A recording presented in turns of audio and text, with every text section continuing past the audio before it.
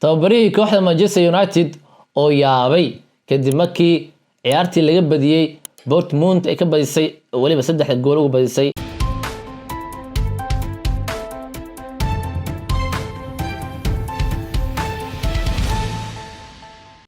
kadib wuxuu bixin rabay press conference ama wareysi uu bixin rabay ciyaarta sidoo arkay iyo sida ahayd iyo oo bixin rabay laakiinse waxa dhacday in uu roob soo galay xataa meeshii shirka lagu qabanay oo gudo ahayd roob ayaa ku soo da'ay saasna waxa loo joojiyay conference-ga loo joojiyay inuu bixiyo wareysigaas waa la yaaban yahay garoonka dhan wada roob ay u noqdaa markasta markii roob soo da'o garoonkan ognahay sanadkii hore markii uu joogay tababarihii hore in lagu arkay garoonka oo biyo soo deynay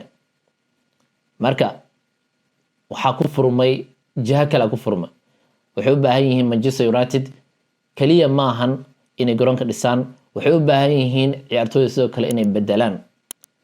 kooxdaan lacag badan ayaa loo baahan yahay la geliyo haddii ay rabaan waaye inay United kor u soo kacdo hadda hoos ayay u sii dhacaysaa markasta oo marka dambayso 13 ay joogan kaalinta marka United ninkan hadda imaaday asigoo waliba ciyaaro maalmo qurux badan ku soo jiray kooxdiisa hore ee Sporting United oo imaaday madax xanuun iyo gool daro ayaa la kulmay marka United seasongan intee ku dhameysanaysa lama oga laakiinse waa inay keenaan ama imaadaan meelo Champions League iyo Europa League laga ciyaarayo haddii kale kooxdu waxay noqonaysaa koox hoos u dhacda sanadka dambana aan helin Europa League iyo Champions League waxayna u baahan tahay sidoo kale ciyaartooy badan inuu iska gado tababarahan Ruben